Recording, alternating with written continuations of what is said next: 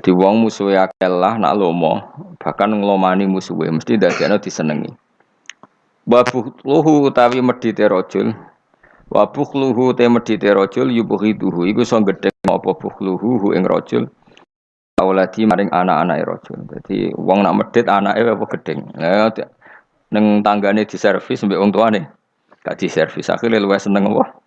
Tanggane. Nyileh sepeda motor wae bapake ora oleh, malah akhire nyileh kancane. Akhire ra utang jasa mbek bapake, utang jasa mbek wong tuane. Kalau nu dicerita elek banget, ora trimo elek banget. Ada orang soleh, menawa rada goblok. Mestine ya goblok. Wong soleh iku saking fanatike anak, didik anak ora oleh numpak sepeda motor, ora oleh nyetel TV. Sehingga cerita wong soleh iku tuwek, sepuh-sepuh meh mati nu sowan kula, mbek nangis. Anak iku ilang katut tangeran ning dipokoke irang. Gara-garane iku pertama cah iku iso numpak sepeda motor ya disilai kancane, roh rasane ndelok TV ya disilai tanggane. Akhirnya nyuwun sewu tangga iki lala rapati salat ngejak anak wong saleh iki merantau ning Jakarta. Akhirnya lam yusolli, katut ra salat. Ku nangis. Nangis iku siji nangisi anake, nomor loro nangisi tobat.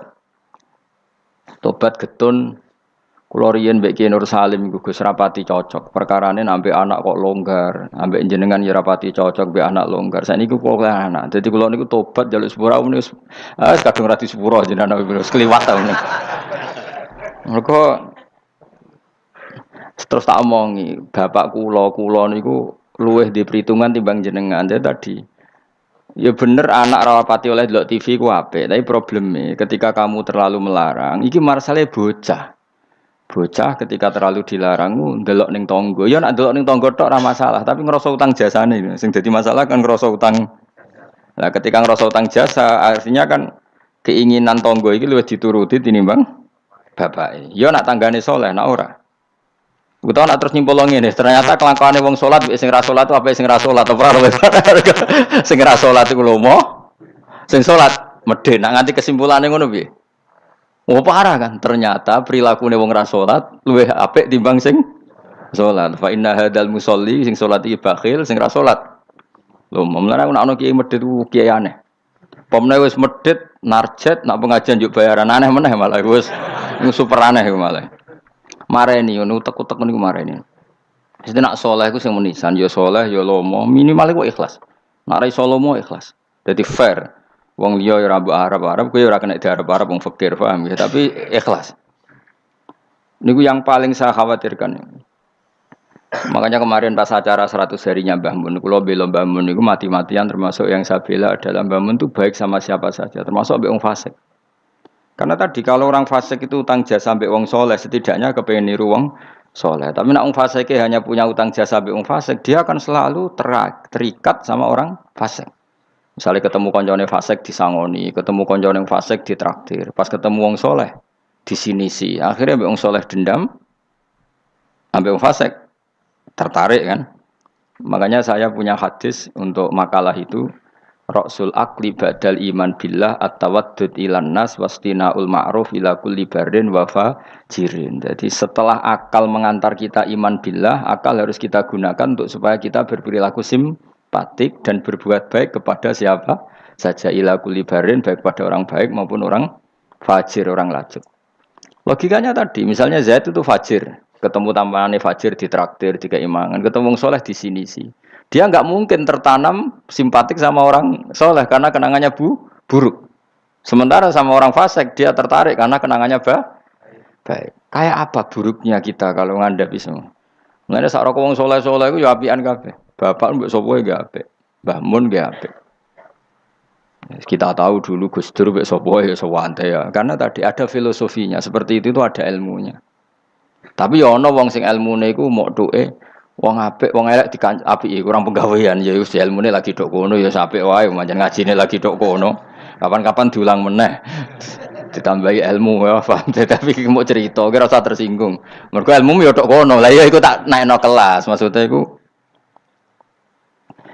nangis anak ilang mergo lam yusolli wa lam yasum. Kedua yang ngrasa dosa mbek bapak, terutama mbek bapak karena dia orang sepuh. Ya Nur Salim anak cucu. Saya itu masih ingat betul. Zaman Rongusum wong di TV niku kiai pertama di TV nak sarang Mbah Mun nak narukan bapak. Bangun delok TV ya ora isen, kadang lawange dibuka. Tamu ya ora nak bangun delok ningali TV. Pas iku kiai delok TV ku JF. Bangun santai. Lawange dibuka delok TV. Dulu ya kiai do eskal cuma wong alim biasa lah dorawani kan biasa kan sing melanggar wong alim kan dorawani. Ya gremeng ya akhirnya dadine gremeng. Biasa long soleh kan tukang gremeng biasa. Tapi orang itu akhirnya sadar karena tadi dia gak diperhitungkan. Iki bocah itu ya selawase bocah. Ketika dikekang delok TV ini wong tuane malah delok ning tonggo. Yang parah adalah dia merasa utang jasa ya mbek tonggo. Pertama numpak sepeda motor ya disilai temannya. Akhirnya koncone iku wayahe umur kerja katut. Karena di rumahnya dia koyo neraka, ora tau dikek dhuwit sebelah ikon ngaji. Servisnya kurang kok. Perintahnya banyak. Wong tentara wis digaji. Satpamnya digaji. Iki kon ngaji terus tanpa gaji. Lan kula ambek anakku semua yang pun. Lho anak kula terus digugah biasa nganti sakniki. Memang itu ajaran saya. Istri saya itu kan keluarga Sidogiri itu dulu eskal. Zaman Bihaji Alid Hasan itu anggar bete juk duwe kula turulah digugah. Memang saya perintahkan. Dulu ya eskal istri saya tapi tak terangno. Orang paling harus terganggu oleh anaknya itu orang tuanya. Nah aku ra digugah terus jaluk mbak-mbak kangkang saking mbak-mbak kangkang. Orang harus terganggu oleh anaknya itu orang tuanya. Kalau Sidogiri kan adatnya kan enggak sopan seperti ini. Saya bilang sopan itu kebutuhan setelah ilmu. Menurut ilmu adalah anak yang harus diganggu anak itu orang tuanya itu menurut ilmu. Sopan engko sik, bakas engko sik. Nomor loro telu. Aturan ilmu ditegakkan dulu. Bahwa jadi korban anak harus orang tuanya. Ketika anak ingin uang harus orang tuanya yang jadi korban. Jangan orang itu ilmu. Nah, kedua kalau kita baru bicara etika. Nah iso jaluk pas tangi masalah iki bocah. Lah nak nuruti etika aku yo duwe aku yo pas aku seneng pas apian. Akhirnya bojoku nurut, karena bojoku ya keluarga kiai suka ilmu. Saya gede-gede ge mari piyambak, anggere gede-gede ge isin piyambak mari napa? Piyambak. Tapi kan jelas bocah iki utang jasane mbek wong tua. Bahkan saiki sudah gede mikir, bapak iku apik tenan turu tak gugah wae gak tersinggung. Lho kula biasa 10 menit turu digo anak kula jam mlaku-mlaku iki kula mlaku-mlaku. Berapa kali saya ngaji terlambat 10 menit, 5 menit gara-gara anak kula nembe dugi lunga, piyambak jam mlaku-mlaku tak turuti. Karena jangan sampai kita ini misalnya demi ngaji, anakku njok mlaku-mlaku ora tak turuti. Akhirnya anak saya itu dendam sama ngaji. Gara-gara ngaji aku gak dijak mlaku-mlaku bapak. Akhirnya nganggap ngaji ku problem. Akhirnya roh rohin itu problem kayak gitu. Oh, bapak demi keriting memang kan gitu. Roh Mustafa demi jenggot ya kan gitu. Kan panjang. Akhirnya roh rai-rai iki rai trauma kan. Nah, itu kan gak bagus. Tapi nak tetap mlaku-mlaku, enggak wis bar pas mlaku-mlaku tetap ngaji. Anak itu punya kesimpulan ternyata saya masih nomor 1. Keriting nomor 2. Keritingnya ya maklumi nak waras. Umpamanya aku ora anake kadang. Makanya saya itu dugaan saya kenapa Rasulullah ketika beliau sujud Hasan Husain ini menganggap Rasulullah digo jaran-jaranan. Cara Jawa digo napa? Terus Rasulullah ditumpaki mbek Hasan. Sing masyhur itu Hasan. Ya tentu Hasan Husain tapi sing ning riwayat itu Hasan. Iku Rasulullah lama sekali sujud. Sampai sahabat itu karena saking dekatnya wahyu, zaman itu cara berpikir ahadasa fihi syai'un atau ahadasa fin nabi syai'un. Apa nabi ada wahyu baru sehingga sujud selama itu. Jadi sahabat belingu ya penting. Akhirnya orang sing ndangak ya rugen-rugen niku ndangak. Mergo sujudnya agak wajar apa? Kan nabi kan tentu istiqomah, biasanya 2 menit ya 2 menit, biasanya 1 menit. Ini kok sampai 5 menit semua. Akhirnya sahabat sing gak terima ndang. Iki ada wahyu baru bahwa aturan sujud harus selama itu. Ndang. Jebule ono Hasan. Oh, iki to perkarane. Tapi baru kayak sahabat beling iki ono riwayate. Cara dekne ra nginceng.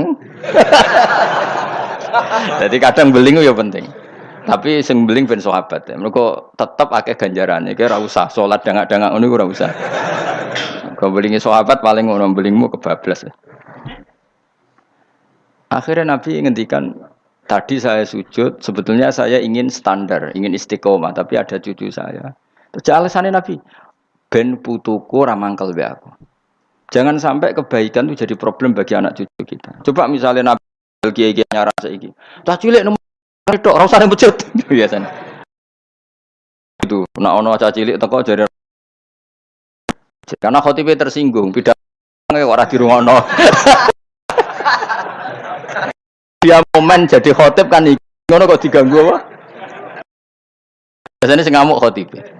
Dulu pernah beberapa masjid itu kayak pengumuman anak kecil kan. Iku sing nglawan kula tak tidar kok. Ben dolanan nang masjid.